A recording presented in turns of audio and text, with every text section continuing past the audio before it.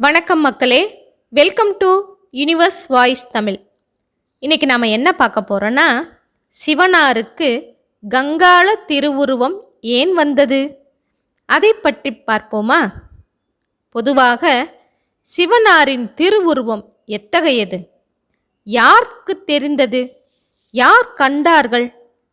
காரைக்கால் அம்மையார் பாடுகின்றார், அன்றும் திருவுருவம் காணாதே ஆட்பட்டேன், இன்றும் திருவுருவம் காண்கிலேன், என்றுந்தான் எவ்வுருவோன் நும்பிரான் என்பார்கட்கு என் உரைப்பேன், எவ்வுருவோ நின்வுருவம் ஏது என்று அற்புத திருவந்தாதியில் பாடுகின்றார். சற்று விளக்கமாக பார்ப்போமா. அன்றும் திருவுருவம் காணாதே ஆட்பட்டேன், உன் திருவுருவம் இன்னதென்று தெரியாமலேதான் அன்று உனக்கு நான் ஆட்பட்டேன், இன்றும் திருவுருவம் காண்கிலேன், ஆட்பட்ட பிறகும் இன்று வரை உன் திருவுருவை இன்னதென்று கண்டதில்லை, என்றுந்தான் எவ்வுருவோன் நும்பிரான் என்பார்கட்கு என் உரைப்பேன். என்றாவது ஒரு நாள் உன் இறைவனின் திருவுருவம் எத்தகையது என்று யாரேனும் கேட்டால் உன் உரு அறியாத நான் என்ன விடை சொல்வேன்? எவ்வுருவோ நின் உருவம் ஏது, உன் உருவம்தான் ஏது, விடை சொல்லவாவது உருவம் காட்ட மாட்டாயா என்று பாடும் காரைக்கால் அம்மையார் இந்த உருவக் குழப்பத்திற்கு விடை காணும் முகமாக தானே ஒருவார் தன் மனதை தேற்றிக்கொண்டு, ஒரு பால் உலகுளந்த மால் அவனாம், மற்றை ஒரு பால் உமை அவளாம் என்றால், இருபாலும் நின் உருவமாக நிறம் தெரிய மாட்டோமால், நின் உருவோ மின் உருவோ நேர்ந்து என்று பாடி பார்க்கிறாள். அதாவது, உன் உருவத்தின் ஒரு பகுதி திருமாலாம், மறுபாதி உமையம்மையாம், இருபாதி உருவமும் உன் உருவமல்ல என்றால் உன் உருவம் எது? ஒருவேளை நீ ஒன்றிக் கலந்து போன உமையாளின் உருவம்தான் உன் உருவமோ? தெளிவு காண முயன்றாலும் உருவத்தை பற்றிய குழப்பமே மிஞ்சுகிறது என்று பாடுகின்றார். திருவருட்பாவில் வள்ளலார் என்ன சொல்கின்றார் தெரியுமா? பண்ஏறு மொழியடியர் பரவி வாழ்த்தும் பாதமலர் அழகினை இப்பாவி பார்க்கின், கண் ஏறு படும் என்றோ கனவிலேனும், காட்டு என்றால் காட்டுகிலாய் கருணை ஈதோ என்று பாடுகின்றார். உன் திருவடி அழகை பலரும் போற்றி பாடுகின்றார்கள், ஆனால் நான் பார்த்ததே இல்லை. ஏன்? பார்த்தால்தான் என்ன, கண்ணேறு பட்டு விடுமா? அதனால்தான் கனவில் கூட காட்டாமல் வைத்திருக்கிறாயா? இதுதான் உன் அருளா என்று இறைவனின் திருவடி காண முடியாமல் போனதை பற்றி வள்ளலாரும் பாடி பரிதவிக்கிறார். மொத்த உருவத்தையும் காட்டு என்றா கேட்டேன், வெறும் பாதத்தை தானே காட்டச் சொல்லி கேட்டேன், அதுவும் கூட நனவில் காட்டச் சொல்லி கேட்கவில்லை, கனவில் காட்டினாலும் போதும் என்றுதான் வேண்டுகின்றேன். மிக எளிய விண்ணப்பம்தானே, அதை கூடவா நிறைவேற்றித் தரமாட்டாய் என்று அழுது புலம்புகின்றார்.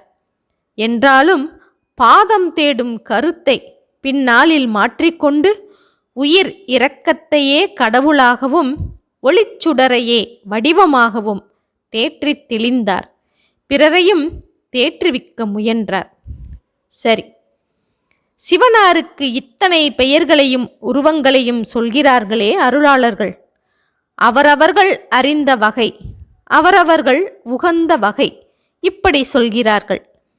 ஒரு நாமம் ஓர் உருவம் இல்லாதானுக்கு 1000 திருநாமங்களும் 64 திருவுருவங்களும் சொன்னால்தான் என்ன குற்றம் வந்துவிடப் போகிறது? எலும்பும் கபாலமும் ஏந்தி எழுந்த வளம்பன் மணிமுடி வானவர் ஆதி, எலும்பும் கபாலமும் ஏந்திலன் ஆகில், எலும்பும் கபாலமும் இற்று மண் ஆமே என்கிறது திருமந்திரம். திருமூலர் இறைவனுக்கு இப்படியாக உருவம் சொல்கிறார். எலும்பும் கபாலமும் ஏந்திய திருவுருவத்திற்கு கங்காளத் திருவுருவம் என்பது பெயர்.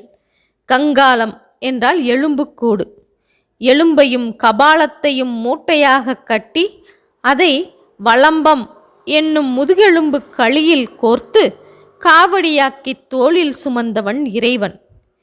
ஏன் எலும்பும் கபாலமும் சுமக்க வேண்டும்? சுமக்கவில்லை என்றால் உடல் கொண்டு வாழ்கிறவர்கள் எலும்பும் கபாலமும் ஆகி இற்றுப்போய் மண்ணாய் போவார்கள். இதென்ன கூத்து? கடவுளுக்கு வடிவம் கற்பிக்கிறவர்கள் எலும்பும் கபாலமுமாக ஒரு கடவுளை கற்பிக்க வேண்டிய கட்டாயம் என்ன?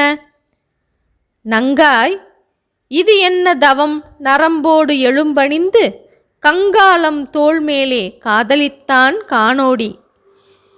கங்காலம் மாமா கேள், கால அந்தரத்து இருவர் தம் காலம் செய்ய தரித்தனன்கான் சாழலோ. திருவாசகத்தில் இப்படி மாணிக்கவாசகர் பாடுகின்றார். சிவனார் பகட்டான பட்டாடை புனைக்கோலத்தை விரும்புகிறவர் அல்லர், எளிய தவக்கோலத்தையே விரும்புகின்றவர் என்று சொன்னாய். நல்லது. ஆனால் இது என்னடி கிறுக்குத்தனம்? நரம்பில் எலும்பை கோர்த்து மாலை போட்டுக்கொள்வதும் எலும்பையும் கபாலத்தையும் மூட்டை கட்டி தோள் மேலே காவடி தூக்கிக் கொள்வதும் இதுவும் தவம் கோலம்தான் என்று சொல்வாயா என்று பெண் ஒருத்தி கேட்க, மற்றொருத்தி சொல்வதாக மாணிக்கவாசகர் பாடுகின்றார். எலும்பை தூக்கிச் சுமப்பது ஏன் என்று சொல்கின்றேன் கேள். உலகம் முடியும் காலத்தில் காக்கும் கடவுள் என்று சொல்லப்படுகின்ற திருமால், படைக்கும் கடவுள் என்று சொல்லப்படுகின்ற நான்முகன் உள்பட அனைத்தையும் அளித்தான் கடவுள். மீண்டும் உலகம் உருவாகும் காலத்தில் அவர்களையும் உருவாக்க வேண்டாமா? ஆகவே அவர்களது எலும்புகளை சேகரித்து வைத்து சுமந்து திரிகின்றான் என்று பாடுகின்றார் மாணிக்கவாசகர். சரி, இப்போது கங்காள திருவுருவம் பற்றி பார்ப்போமா? இறை திருவுருவங்கள் பெரும்பாலும் சமய சண்டைகளில் அல்லது சமய முதன்மைக்கோரர்களின் அடையாளங்கள். சிந்து சமவெளிகால பழமையுடையது சைவம். அதன் முதல்வனும் தொல்முதுக் கடவுளுமாகிய சிவனை சுடுகாட்டுக்கு அனுப்பி எலும்பும் கபாலமும் சாம்பலும் ஆக்கிவிட்டதாக வைதிகம், வைணவம் உள்ளிட்ட சமயங்கள், பின்வந்த சமயங்கள் பெருமை பிதற்றின. அவற்றின் கடவுளராகிய நான்முகனையும் திருமாலையும் எலும்பும் கபாலமும் ஆக்கி மூட்டை கட்டி முதுகெலும்பை காவுதடியாக்கி கோர்த்து சுமந்தான் கங்காளனாகிய சிவன். சாம்பலில் இருந்தும் தன்னால் எழ முடியும் என்று சைவம் தன் புத்துயிர்ப்பை காட்ட முன்வைத்த உருவமே கங்காளத் திருவுருவம்.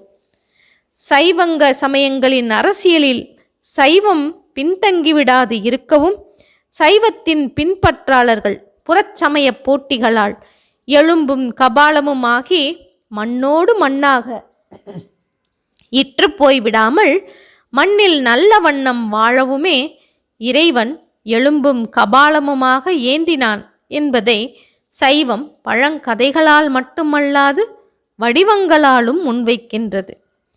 கங்காளன் பூசும் கவசத் திருநீற்றை மங்காமல் பூசி மகிழ்வீரே யாமாகில் தங்கா வினைகளும் சாரும் சிவகதி சிங்காரமான திருவடி சேர்வீரே என்கிறது திருமந்திரம்.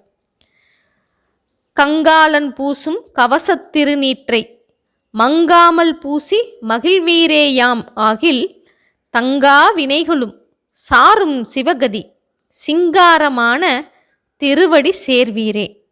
இந்த பாடலின் பொருள், எலும்புக்கூடு சுமக்கும் கடவுள் சாம்பலை மட்டும் விட்டு விடுவானா?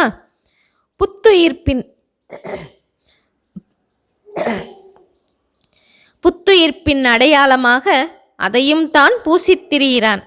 அவன் பூசியதால் திருநீறு ஆகிவிட்ட சாம்பலை நீங்களும் பூசுக. பூசினால் புத்துயிர்ப்பீர்கள், கடினப்பாடுகள் விலகிவிடும், சிவகதி கிடைக்கும், பன்னேறு மொழி அடியார் பரவி வாழ்த்தும் சிங்கார திருவடிப்பேறு கிடைக்கும் என்கிறார் திருமூலர்.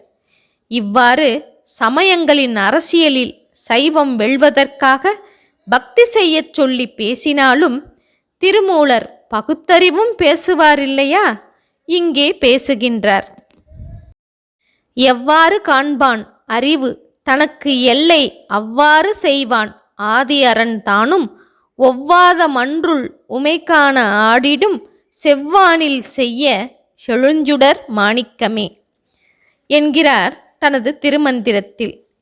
இறைவனை நீங்கள் எவ்வாறு அறிய விரும்புகின்றீர்களோ அவ்வாறே அறிவீர்கள்.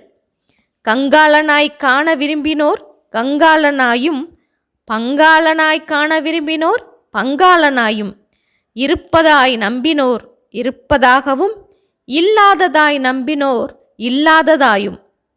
உமை அவனை ஆட்டக்காரனாய் அறிய விரும்பிய போது ஆட ஒரு மேடை இல்லையே என்று சாக்கு சொல்லாது, விழிகள் மேடையாம் இமைகள் திரைகளாம் பார்வை நாடகம் அரங்கில் ஏறுதாம் என்று ஆடிக்காட்டினான் செவ்வானத்துச் செழுஞ்சுடர் மாணிக்கம். உலகியல் விரும்பினார் உலகியல் காண்பார், அருளியல் விரும்பினார் அருளியல் காண்பார், அவரவர் திசைவழி அவரவர்க்கு என்கிற சமயம் அதுதான் ஜனநாயகம். சரி, சிவபெருமானின் இத்தகைய திருவுருவம் குறித்த பாடல்களை பற்றி பார்த்தோமல்லவா? மீண்டும் இது போன்ற ஒரு செய்தியோடு சந்திப்போம். நன்றி, வணக்கம்.